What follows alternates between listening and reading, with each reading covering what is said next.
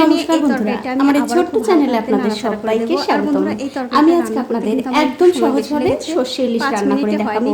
আশা করি এই সর্ষে ইলিশ রান্না করা দেখার পর আপনাদের ভালো লাগবে। সর্ষে ইলিশ রান্না করার জন্য সবার আগে লাগবে আমাদের মশলা। সেই মশলাগুলোই আমি এখন তৈরি করে নিচ্ছি। একটা বাটির মধ্যে দিয়ে দিলাম একটুখানি জল, তার মধ্যে দিয়ে দিচ্ছি হাফ চামচ লঙ্কার গুঁড়ো, সামান্য একটু হলুদের গুঁড়ো, ধনিয়ার গুঁড়ো, জিরার গুঁড়ো, আর দেব সামান্য একটু নুন। এবারে জলের সঙ্গে এই মশলাটা খুব ভালো করে মিশিয়ে নেব। মশলাটা যদি রান্না করার আগে রেডি করা যায় তাহলে রান্না করতে কিন্তু কোনো ঝামেলা হয় না। দেখুন মশলাগুলো কিন্তু জলের সঙ্গে খুব ভালো করে মেশানো হয়ে গেছে। এখন আমি এই বাটিটা ধরে একপাশে রেখে দিচ্ছি।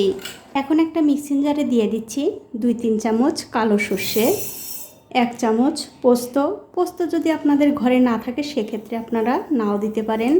আর দিয়ে দিচ্ছি 2 চামচ হলুদ সর্ষে, কটা কাঁচা লঙ্কা। তারপর এর মধ্যে জল দিয়ে খুব ভালো করে মিক্সিতে বেটে নিতে হবে। তো এই দেখুন মশলা কিন্তু খুব ভালো করে বাটা হয়ে গেছে। এখন আমরা চলে যাব রান্নায়। তো রান্না করার জন্য আমাদের যা করতে হবে দেখতে পাচ্ছেন, একটা থালার মধ্যে আমি ছোট্ট একটা ইলিশ মাছ কেটে ধুয়ে পরিষ্কার করে নিয়েছি। এখন এর মধ্যে দিয়ে দিচ্ছি স্বাদ মতো নুন আর সামান্য একটু হলুদের গুঁড়ো। এবারে নুন আর হলুদ দিয়ে এই মাছগুলো খুব ভালো করে মাখিয়ে নিতে হবে। আর আমার এই রেসিপিটা যে সকল বন্ধুরা ফেসবুক থেকে দেখছেন তাদের কাছে আমার একটাই অনুরোধ, অবশ্যই আমার এই পেজটিকে ফলো করে দেবেন। তাহলে যখনই আমি নতুন কোনো ভিডিও নিয়ে আসব সবার আগেই কিন্তু আপনিই দেখতে পাবেন। তো এই দেখুন মাছগুলো কিন্তু আমি খুব ভালো করে নুন আর হলুদ দিয়ে মাখিয়ে নিয়েছি। এখন আমি এই মাছগুলো একপাশে রেখে দিচ্ছি। এখন একটা কড়াইতে দিয়ে দিচ্ছি সর্ষের তেল। অবশ্যই যেদিন এই সর্ষে ইলিশ রান্না করবেন সর্ষের তেল দিয়ে রান্না করার চেষ্টা করবেন, তাহলে কিন্তু খেতে বেশি ভালো লাগবে।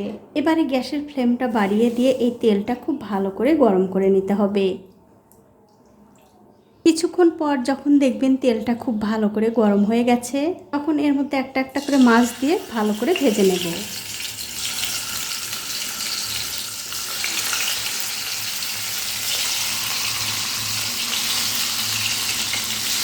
তো এই দেখুন মাছগুলো কিন্তু আমি উল্টে পাল্টে ভালো করে ভেজে নিয়েছি। তার বন্ধুরা মাছ ভাজার সময় অবশ্যই একটা কথা মনে রাখবেন, ইলিশ মাছ কিন্তু খুব একটা বেশি ভাজতে হয় না, অল্প ভেজে তুলে নিতে হবে। দেখুন মাছগুলো কিন্তু ভাজা হয়ে গেছে।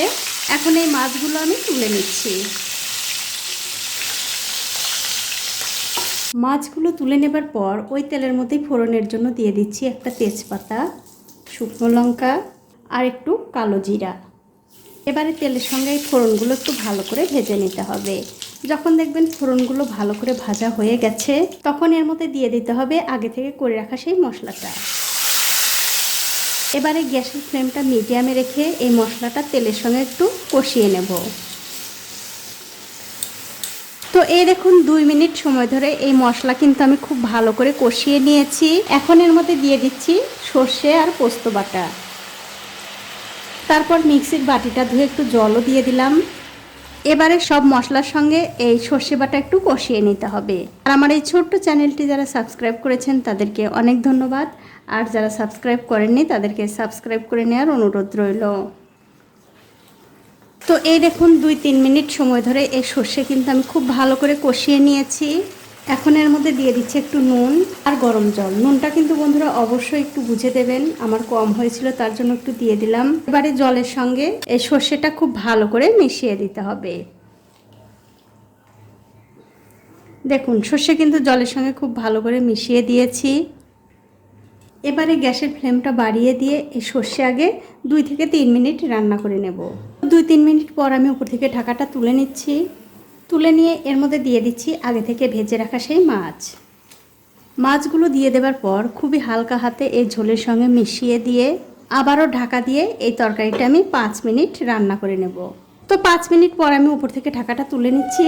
তুলে নিয়ে এই তরকারিটা আমি আবারও খুব হালকা হাতে নাড়াচাড়া করে দেব। আর বন্ধুরা এই তরকারিটা রান্না করতে কিন্তু আমার একটু সময় বেশি লেগেছে, 5 মিনিটে হয়নি, 7 মিনিট সময় লেগেছে।